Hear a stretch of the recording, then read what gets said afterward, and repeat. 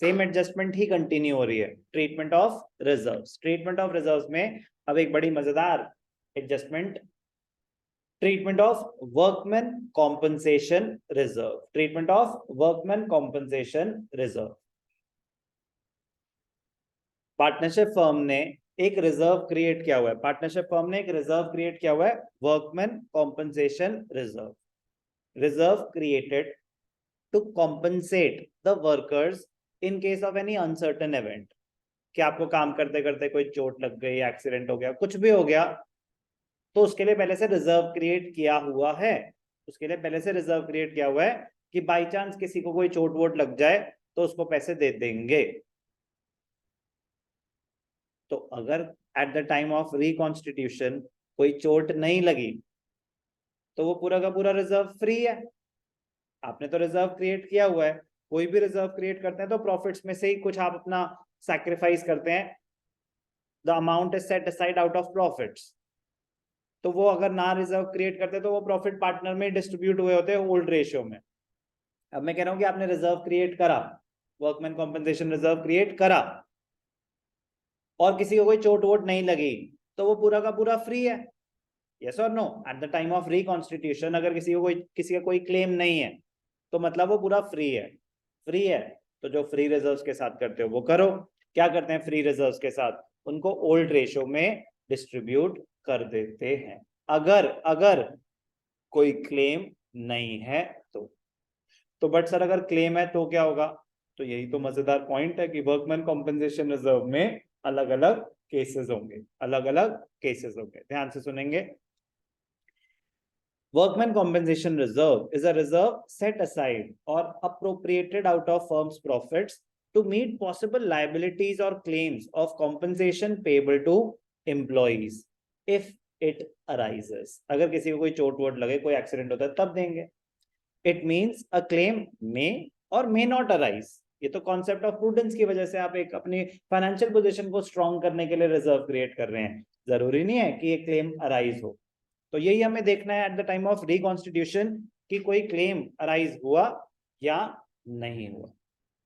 It also means that the claim may be equal to और less than और more than the reserve. आपने तो reserve एक estimated create कर दिया, आपने रिजर्व क्रिएट करा 50,000 का, किसी को चोट नहीं लगी तो पूरा का पूरा फ्री है। चोट लगी, उसका क्लेम आया 20,000 रुपए का, तो the claim may be less than the reserve, तो बाकी फ्री है।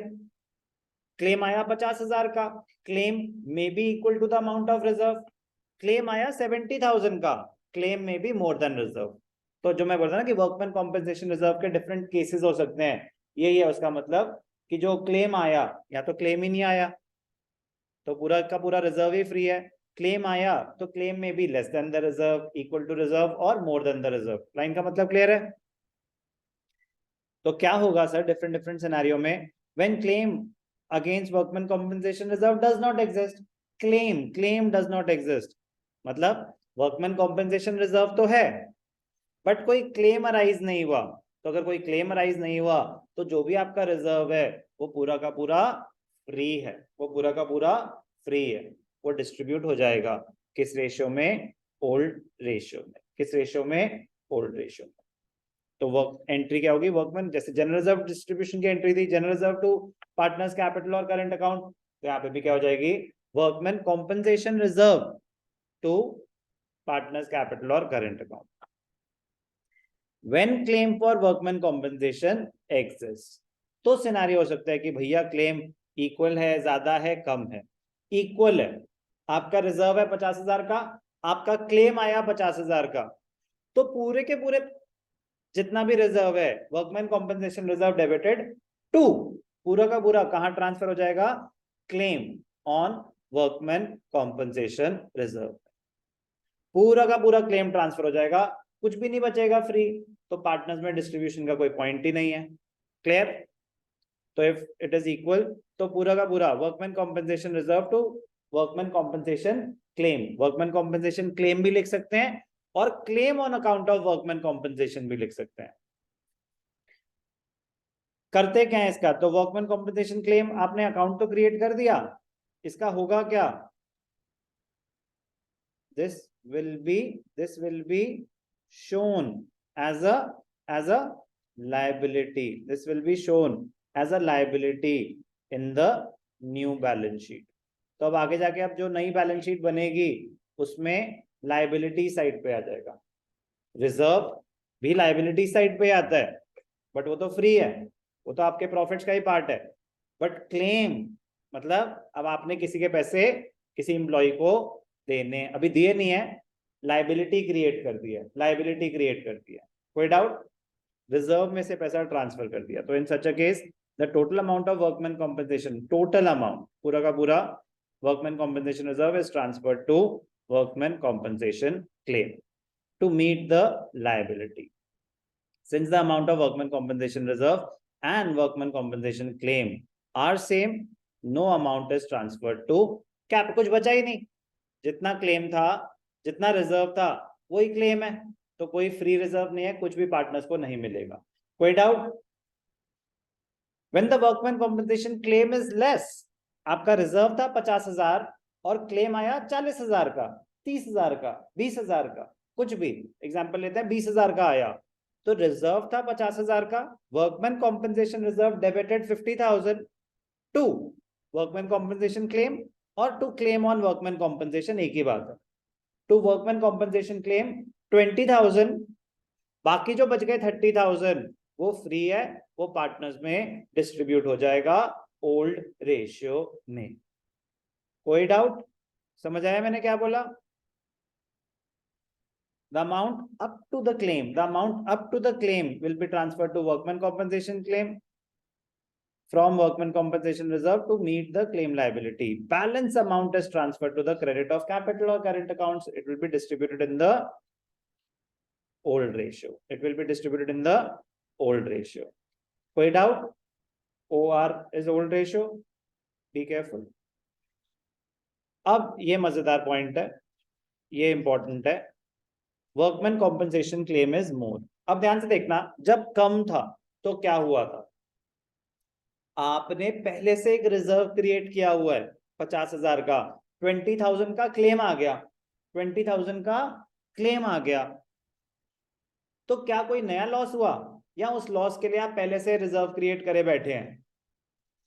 आप पहले से ही रिजर्व क्रिएट करे बैठे, मतलब अपने प्रॉफिट्स में से उतना पार्ट आप ऑलरेडी डिडक्ट कर चुके हैं।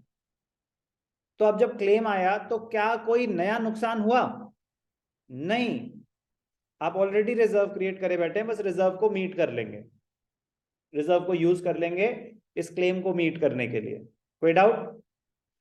लेकिन वर्कमैन कॉम्पेंसेशन रिजर्व, एक एग्जांपल, वर्कमैन कॉम्पेंसेशन रिजर्व था ही नहीं, अब अगर क्लेम आ गया तो आपने तो उस लॉस के लिए कोई आपने प्रोविजनिंग नहीं कर रखी, कोई रिजर्व नहीं क्रिएट हुआ, तो जो भी क्लेम आया वो पूरा का पूरा एक नया लॉस है। मतलब eight the time of reconstitution पता चला कि भाई साहब एक एम्प्लॉय का क्लेम आया हुआ है, या at the time of reconstitution ही तो है सब कुछ, at the time of reconstitution पता चला है कि एम्प्लॉय का क्लेम आया हुआ है, तो आपको सेटल करना है, तो हम देखते हैं कोई रिजर्व है कि नहीं है, कह रहे कोई रिजर्व नहीं है, तो वो पूरा का पूरा आपका लॉस माना जाता है, उस टाइम पे लॉस बुक होता है।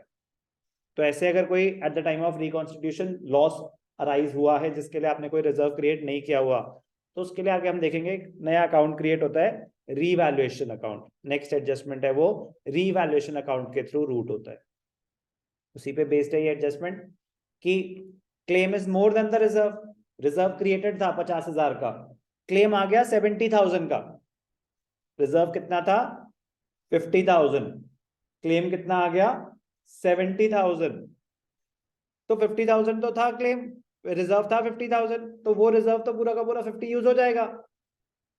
बट जो 20,000 का एडिशनल लॉस हुआ, 20,000 का एडिशनल लॉस हुआ, उसके लिए तो आपने कोई रिजर्व नहीं क्रिएट किया हुआ, तो उसको कैसे करेंगे, उसको रीवैल्यूएशन अकाउंट के थ्रू रूट करेंगे। उसको क्या करेंगे, रीवैल्यूएशन अकाउंट के थ्रू रूट करेंगे। आपका रिजर्व था 50,000, क्लेम आ गया 70,000 का, तो मैं कह रहा हूं जो 70,000 का क्लेम आ गया उसमें से 50,000 का तो आपने ऑलरेडी प्रोविजन क्रिएट किया हुआ है, रिजर्व क्रिएट किया हुआ है, तो 50,000 तो रिजर्व में से यूज हो जाएगा। जो 20,000 का एडिशनल लॉस हुआ वो रीवैल्यूएशन अकाउंट के थ्रू रूट होता है। तो रिवैल्यूएशन अकाउंट डेबिट हो जाएगा 20,000 से, फर्म का लॉस हुआ और क्लेम पूरा 70,000 हो जाएगा। 50,000 रिजर्व से ट्रांसफर हो जाएगा, 20,000 रिवैल्यूएशन से। अब जो 20,000 का एडिशनल लॉस हुआ, वो लॉस कौन बेयर करेगा? पार्टनर्स बेयर करेंगे अपने ओल्ड प्रॉफिट शेयरिंग रेशियो में, If the claim is more, in such a case, the amount of reserve together with the amount of claim in excess of reserve will be credited to the claim. Total amount will be credited. Total amount together with the amount of claim. मतलब together in the sense कि आपका claim था 70,000 but reserve सिर्फ 50 है, तो reserve तो जाएगा ही जाएगा claim में, excess वाला भी जाएगा, क्योंकि आपकी liability, how much do you owe to the employee? 50,000 or the 70,000? You owe 70,000 to the employee. 50,000 will be utilized from the reserve to workman compensation reserve to claim, but additional 20,000 firm का loss हुआ है, that will be routed through revaluation account. तो revaluation account में कौन सा amount आ जाएगा? Claim minus workman compensation reserve. कोई भी डाउट? क्लियर? और जैसे कि मैंने बताया कि जो रिवैल्यूएशन अकाउंट आपका लॉस हुआ, फर्म का लॉस है ना, ये लॉस कौन बेयर करेगा? पार्टनर्स। किस रेशियो में? तो पार्टनर्स लॉस बेयर कर रहे हैं तो कैपिटल अकाउंट डेबिट हो जाएगा अगर कैपिटल फ्लक्चुएटिंग है, करंट अकाउंट डेबिट हो जाएगा अगर कैपिटल्स फिक्स्ड है। तो capital account debited to revaluation account. जितना भी लॉस हुआ है वो लॉस ओल्ड रेशियो में पार्टनर्स बेयर करेंगे। बट तो सर फिर हम यहाँ डायरेक्टली पार्टनर्स कैपिटल अकाउंट ही क्यों नहीं कर देते? डायरेक्टली कर देते, बात तो वही है, प्रोसेस। क्योंकि जरूरी थोड़ी ना कि एक ही लॉस हुआ हो, और भी बहुत सारे लॉसेस हो सकते हैं। कह रहे पहले आप सारे रिवैल्यूएशन अकाउंट में ट्रांसफर करो, एक एक करके पार्टनर को नहीं, पहले सारे रिवैल्यूएशन अकाउंट में ट्रांसफर करो, फिर नेट इम्पैक्ट देखेंगे रिवैल्यूएशन का, फिर वो एक साथ हम पार्टनर से, फिर लॉस हो रहा तो लॉस बेयर करवाएंगे, प्रॉफिट हो रहा है तो पार्टनर्स में डिस्ट्रीब्यूट कर देंगे। इंडिविजुअली पार्टनर में नहीं जाता, इंडिविजुअली कहां जाता है? रिवैल्यूएशन अकाउंट में। फिर जो रिवैल्यूएशन का नेट रिजल्ट होता है कि लॉस है तो भी पार्टनर्स बेयर करेंगे, प्रॉफिट है तो भी पार्टनर्स में ही डिस्ट्रीब्यूट होगा। किस रेशियो में? ओल्ड रेशियो में। क्या था ये? Treatment of workman compensation reserve के सारे पॉसिबल केसेस। इंपॉर्टेंट है बहुत ज्यादा, तो मैं इस पे साथ में ही एक क्वेश्चन भी कराऊंगा कि ये सारे केसेस कवर हो जाएं। वैसे तो आप खुद कर पाते, but still I have my own doubts.